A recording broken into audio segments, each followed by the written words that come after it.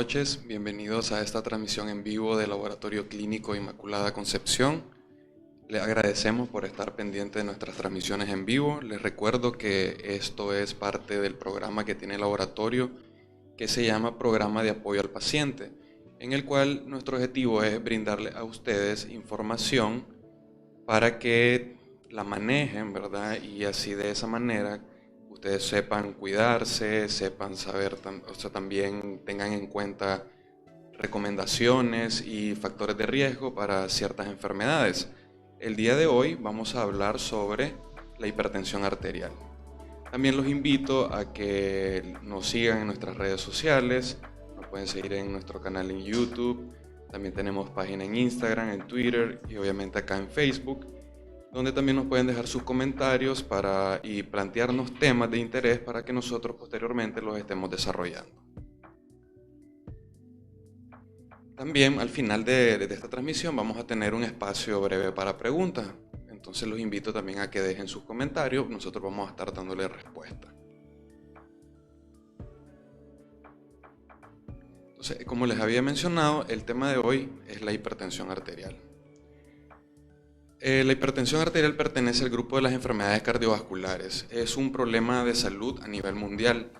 Es la principal causa de muerte en la población occidental y según los datos de la OMS, ha causado o causó en el 2012, donde se tiene un censo a nivel mundial, 17.5 millones de muertes. O sea que es bien representativo.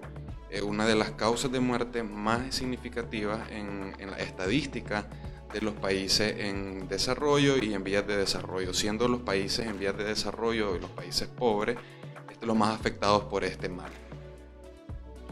También importante que más del 75% de las muertes por enfermedades cardiovasculares se producen en estos países de ingresos bajos o medios.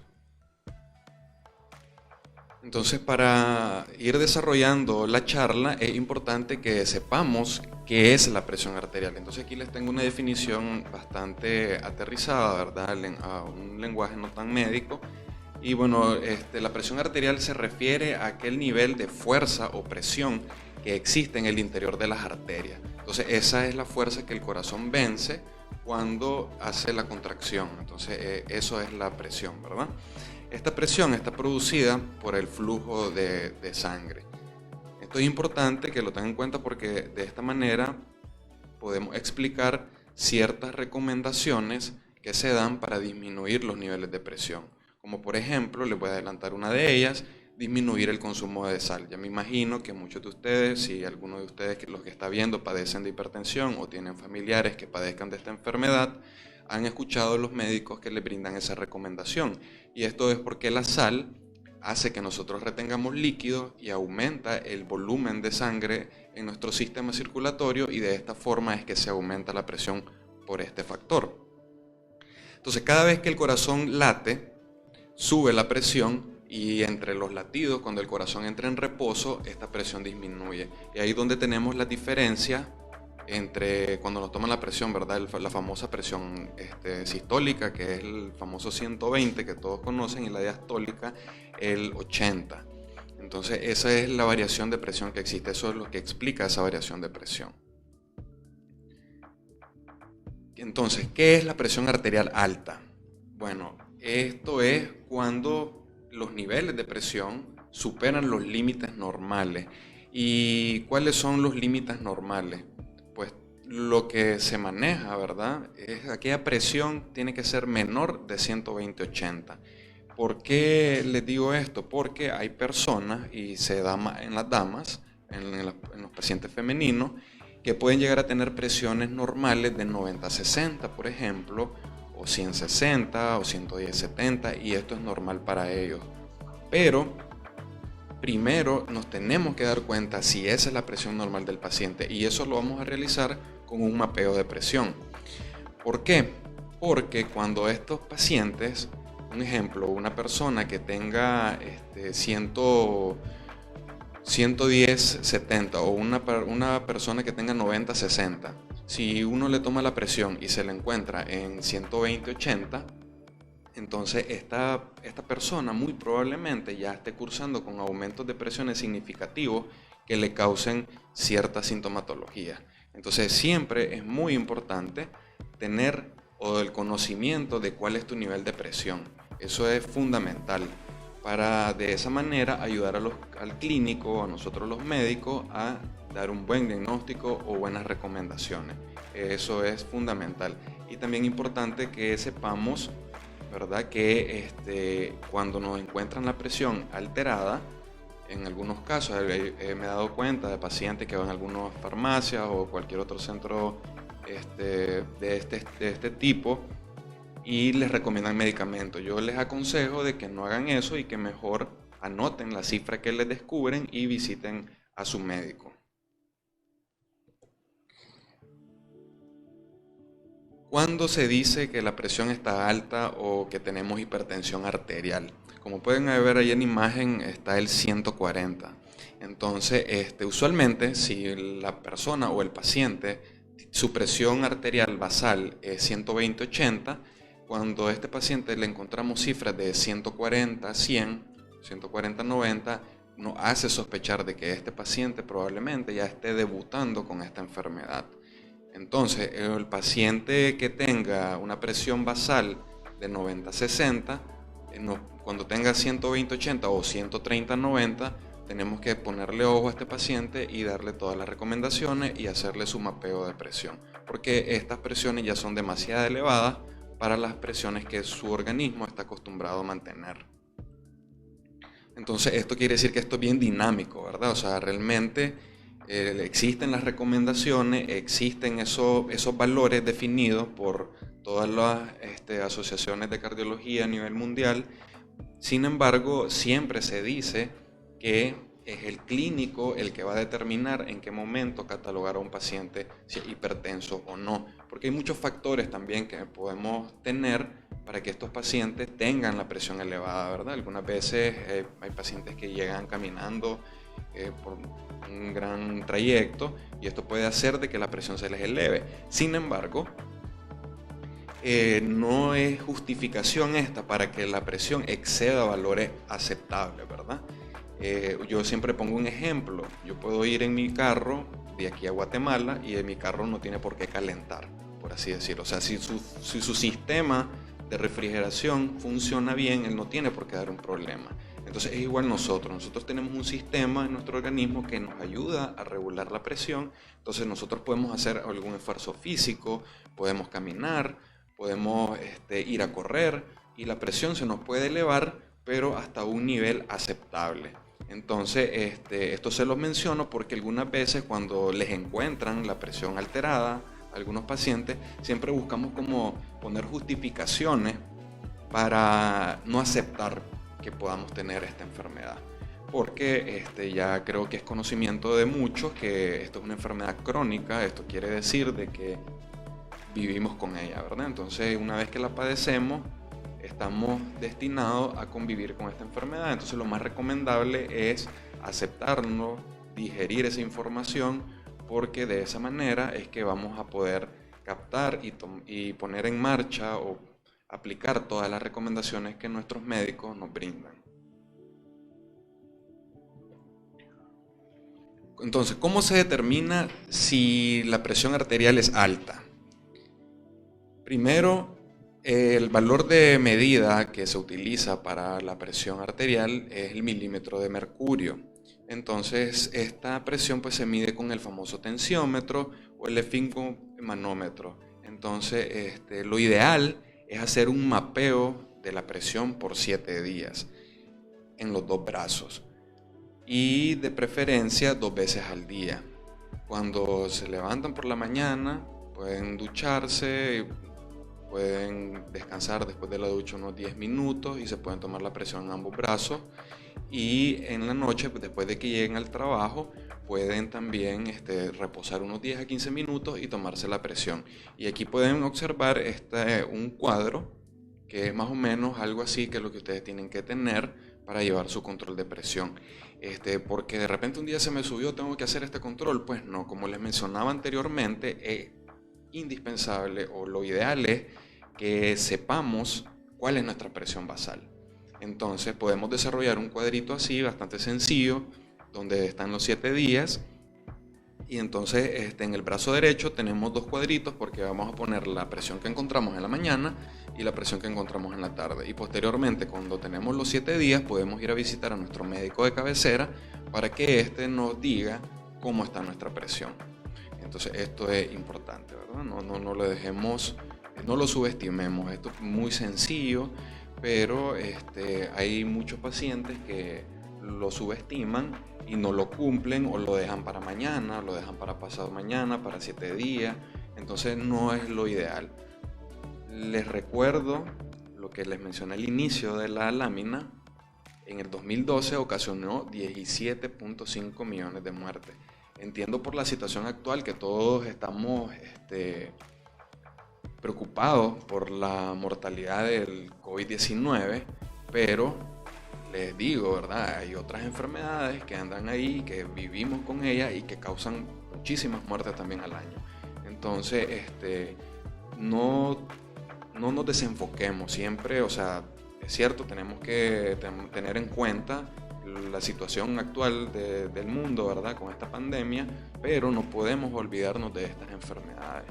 Y los pacientes que la padecen no pueden dejar de su medicamento a menos que su médico de cabecera se lo indique, porque hay mucha información también en las redes sociales que he visto que hay algunos medicamentos antihipertensivos que les están diciendo a los pacientes que los dejen de tomar. Y esto no lo hagan, o si les da la duda, consulten con su médico.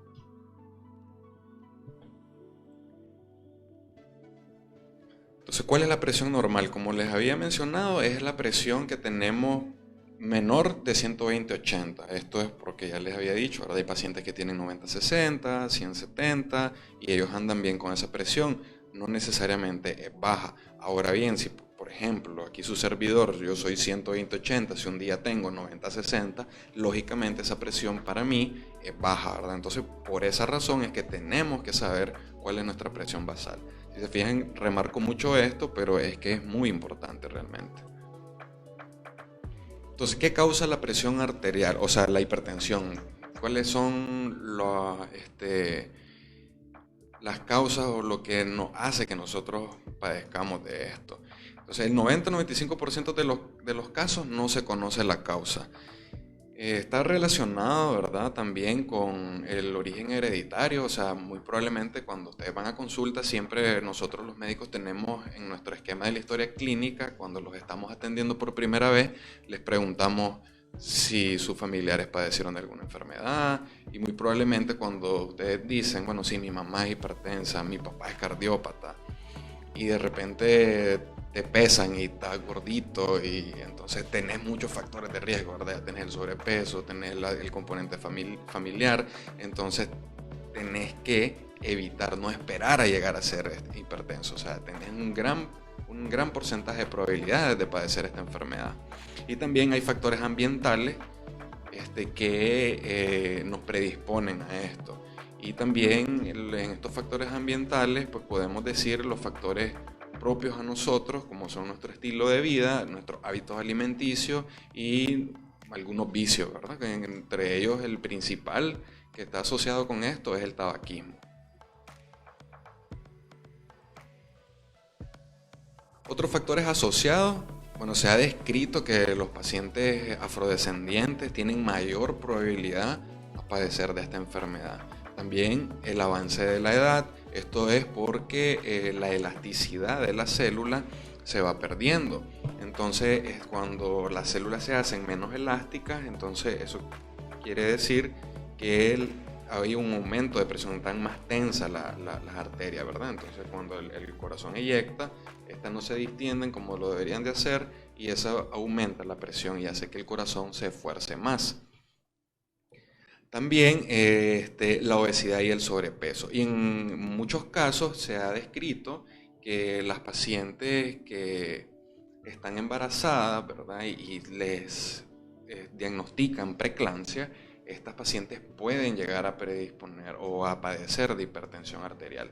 Usualmente cuando tienen la hipertensión en el embarazo, la hipertensión gestacional, muchas al terminar la gestación resuelven, pero las predispone en un futuro lejano o cercano a padecer esta enfermedad si no se cuidan de la forma correcta.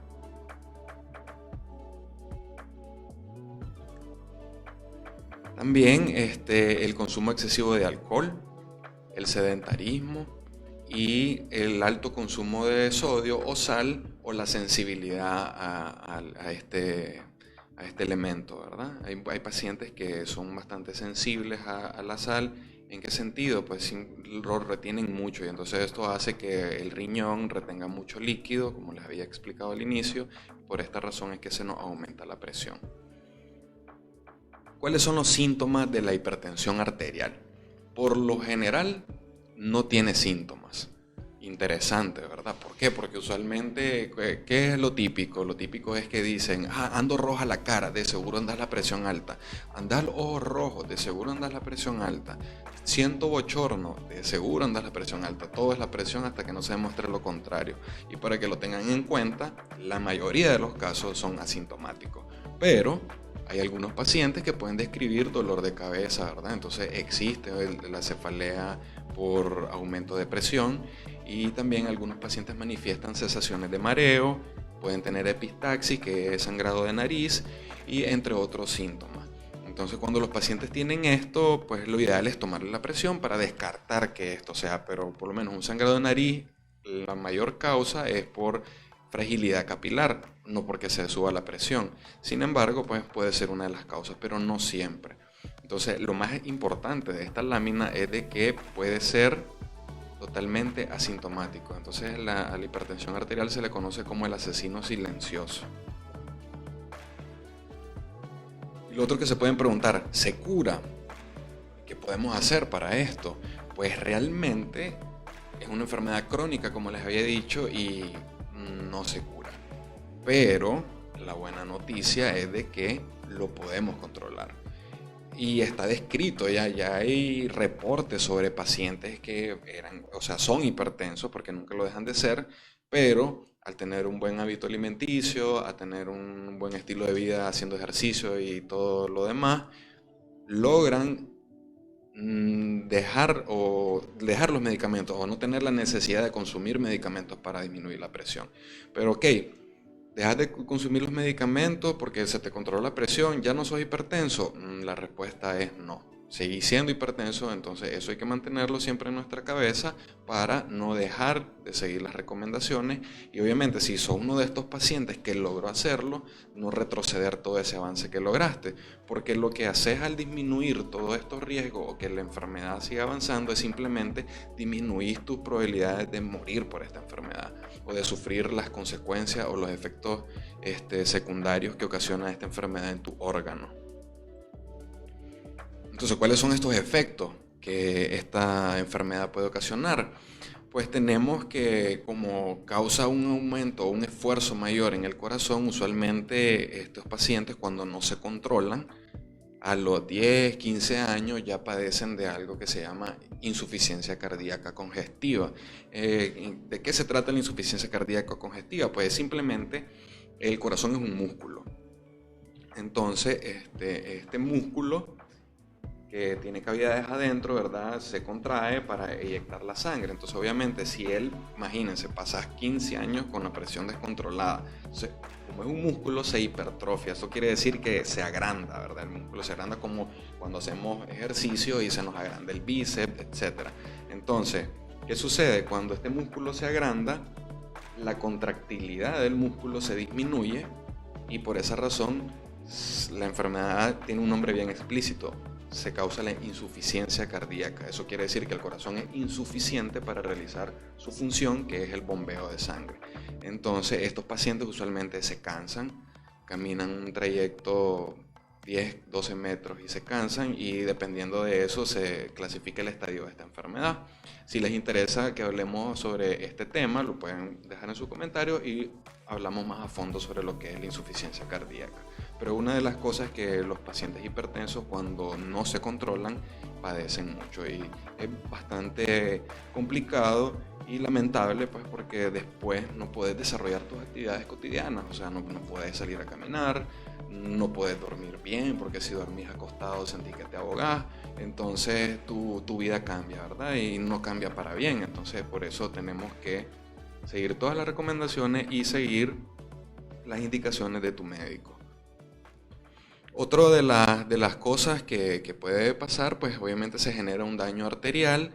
Las arterias sufren y lo que se genera dentro de las arterias es un aumento de, digamos, de cicatrización dentro de ellas, entonces se hacen más angostitas y esto limita el flujo de oxígeno y en algunos órganos puede ocasionar disminución del riego de sangre, que es igual a hipoxia, y después esto genera isquemia o daño por falta de oxígeno en los tejidos.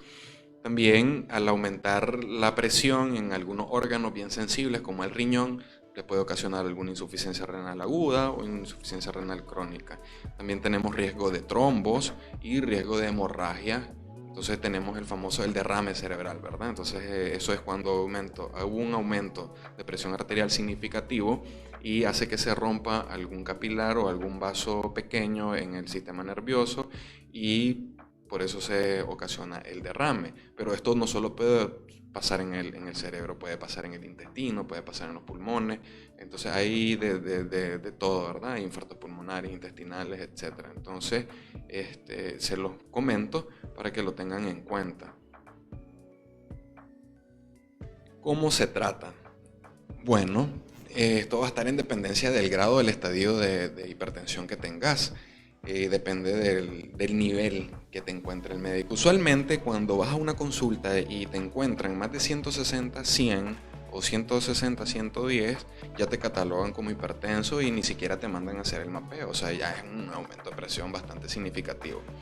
Cuando te encuentran un ejemplo 130, 80, 130, 90, entonces como que, ojo, algo anda mal, hacete el mapeo y si caes en ese rango, pues lo que se te hace son recomendaciones, ¿verdad? Cambiar tus hábitos alimenticios, cambiar tu estilo de vida y el tratamiento farmacológico ya es cuando tenemos aquella presión que supera los 140-90 o 140-100 milímetros de mercurio. Entonces ya en ese momento te dan tratamiento.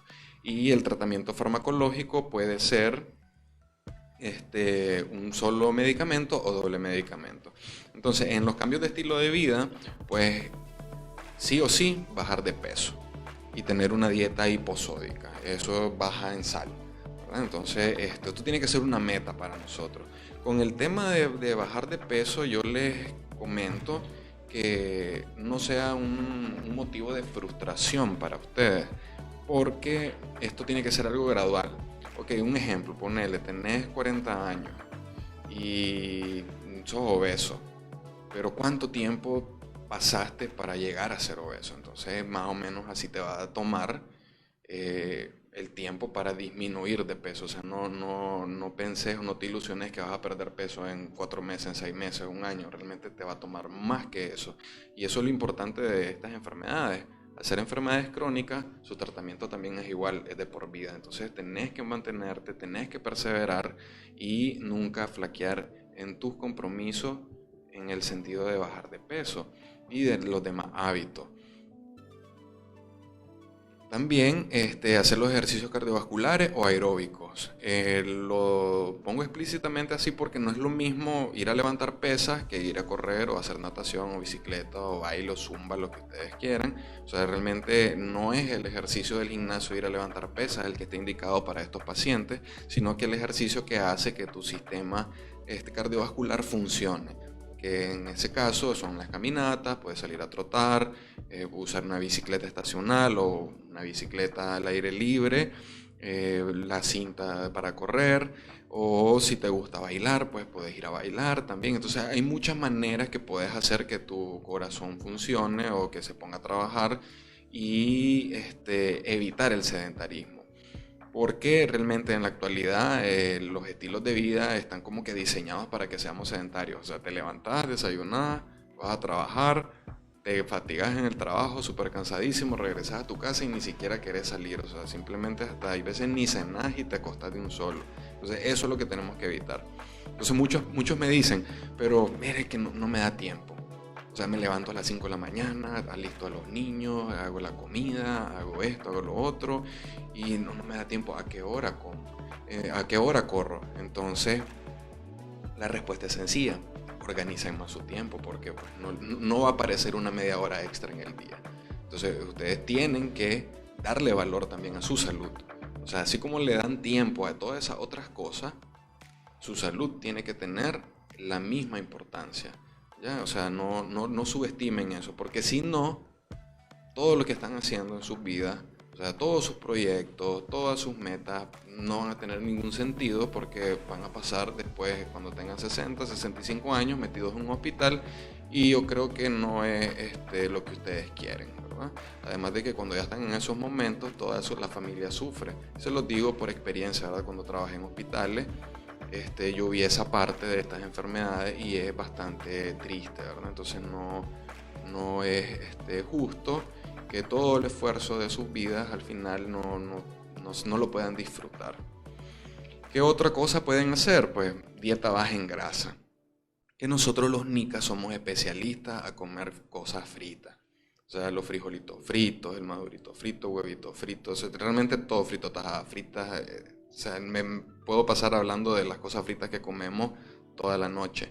Entonces, cuando hablamos de dieta, la palabra dieta siempre se mal usa porque todo el mundo cuando dice, estoy haciendo dieta, es como que estás haciendo algo especial, pero dieta es simplemente lo que comes. O sea, eso es tu dieta, no importa si es alta en grasa, eso es dieta. Entonces tenemos que hacer, por eso aquí dice dieta baja en grasa. Pero es que mire, doctor, si yo no puedo ir, porque voy donde el nutricionista y me dice que tengo que comer yogur griego, queso de cabra, queso de lo otro, y no tengo reales para eso, o sea, no me funciona. Entonces, ok, ¿cómo hacer los frijolitos cocidos? No fríe el plátano, ¿cómo hacerlo cocido? ¿Cómo hacer el huevito cocido? Entonces hay forma, ¿verdad? Si nosotros no queremos poner la traba, la vamos a poner. Pero hay maneras de que podamos alimentarnos, de una forma adecuada. Entonces, yo los invito a que sean creativos en ese sentido, ¿verdad? Que no se limiten. Los refrescos, disminuyanle el azúcar, o sea, si ya las frutas traen azúcar, no le agreguen azúcar extra. Hasta van a ahorrar en sus compras para la comida, porque van a comenzar a gastar en menos aceite, van a comenzar a gastar en menos azúcar, etcétera. Pero ¿por qué el azúcar, doctor? Porque cuando todo lo que nosotros comemos, el cuerpo lo transforma en grasa, porque lamentablemente es una de las pocas cosas que almacenamos. No almacenamos la mayoría de las vitaminas, solo se absorben lo que se necesita, el resto se excreta. Las grasas no, las grasas sí las guardamos, ¿verdad? Ahí está, lo primero que se llena es el hígado, y ahí está donde está el famoso hígado graso, y después todo se nos va a los rollitos, a las llantitas y todo eso. Entonces, azúcar que tomamos se transforma en grasa. No comemos una manzana, se transforma en grasa. Todo lo que comamos. Entonces, por eso tenemos que hacer una dieta baja en grasa. Y no solo eso, hay grasas pues que también son saludables, ¿verdad? Más que otras, como por ejemplo el aguacate. Y lo otro, dejar los hábitos tóxicos. Dejen de fumar, y si toman bebidas alcohólicas y les cuesta dejarlas, por lo menos consumirlas de una forma moderada. Entonces, aquí en esta lámina podemos observar las modificaciones del estilo de vida, las repercusiones positivas que pueden tener en su disminución de presión. Y vean bien, la reducción de peso entre 5 a 20 milímetros de mercurio por cada 10 kilogramos de peso que perdemos. O sea, 10 kilogramos de peso, estamos hablando de aproximadamente 22, 23 libras. Es bastante, ¿verdad? Ya me imagino que todos se ven con 22 libras menos, súper delgados, súper flacos. Entonces, usualmente cuando estás bajando de peso, no falta el que te dice que estás enfermo. Y pues la respuesta es no estás enfermo, te estás poniendo más saludable. La actividad física, o sea, si salís a caminar, o comenzás a hacer el ejercicio cardiovascular, por lo menos unos 30 minutos por la mañana o por la noche, puede tener una reducción significativa de 4 a 9 milímetros de mercurio en tu presión. La dieta baja en sodio de 2 a 8 milímetros de mercurio. El consumo moderado de alcohol de 2 a 4 milímetros de mercurio. Cumplir con el tratamiento farmacológico sobre todo, ¿verdad? Y el plan DASH, que es un plan de dieta, lo pueden encontrar en internet, que te ayuda a disminuir entre 8 a 14 milímetros de mercurio. Pero si se fijan, el que es más significativo es la reducción del peso. Y en la siguiente lámina, pues aquí les pongo más o menos lo que es de ese famoso plan DASH que les hablo en la lámina anterior. Esta lámina, este cuadro lo pueden encontrar perfectamente en internet, entonces los invito a que lo busquen, a que sean curiosos y se pueden guiar, ¿verdad? No cumplirlo tal vez a la perfección, pero se pueden guiar con eso para que mejoren sus hábitos alimenticios. Entonces, ojo, tenemos que conocer nuestra presión arterial. No esperar a tener síntomas ni a enfermarnos, ¿verdad? Para conocer la presión o para cambiar nuestro estilo de vida. Ah, es que no tengo nada. Bueno, ¿y querés tenerlo? Pues yo considero que nadie quiere tenerlo, ¿verdad? Entonces, control habitual de la presión. O sea, siempre creémonos un hábito. Tomémonos la presión semanal, cada 15 días, pero por lo menos hagámoslo con frecuencia para de esa manera tener un precedente. Esto es lo importante, o sea, ¿por qué? Porque, bueno, supónganse, hoy llegaron a la consulta y les encuentran 150 a 100. Y entonces el doctor les va a preguntar, ¿ya se le había subido a usted antes la presión? Y entonces ustedes van a decir, es que nunca me la había tomado. Entonces no es lo mismo si su respuesta es, mire doctor, fíjese que yo me la controlo y hace 15 días yo andaba bien. O sea, yo me la controlo cada 15 días y bien. Entonces, estamos hablando que este aumento de presión que te encontraron en ese momento de la consulta es algo que no tiene tanto tiempo o tanta trayectoria. Entonces, la actitud del médico es diferente ante esto. Controlar el peso, esto es algo que solo ustedes pueden hacer, solo ustedes son los que deciden qué es lo que van a comer, hacer ejercicio, no fumar, no consumas alcohol y no suspendas la medicación. Si ya sos un paciente diagnosticado, no no suspendas la medicación salvo que te lo indique tu médico. Entonces, el tratamiento farmacológico pues, puede ser monoterapia o doble terapia. Monoterapia es cuando solo utilizas un medicamento y doble terapia cuando utilizas dos medicamentos. Y hay pacientes que tienen hasta 3 tratamientos para la presión. Y el tratamiento es de por vida. Entonces, les agradezco que hayan estado con nosotros, ¿verdad? Vamos a tener un espacio para contestar las preguntas.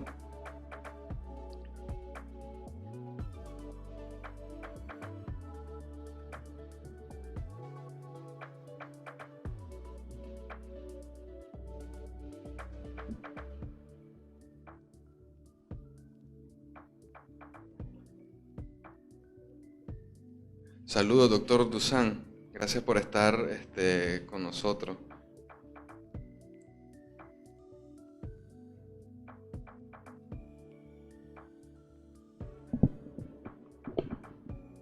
Bueno, no hay preguntas.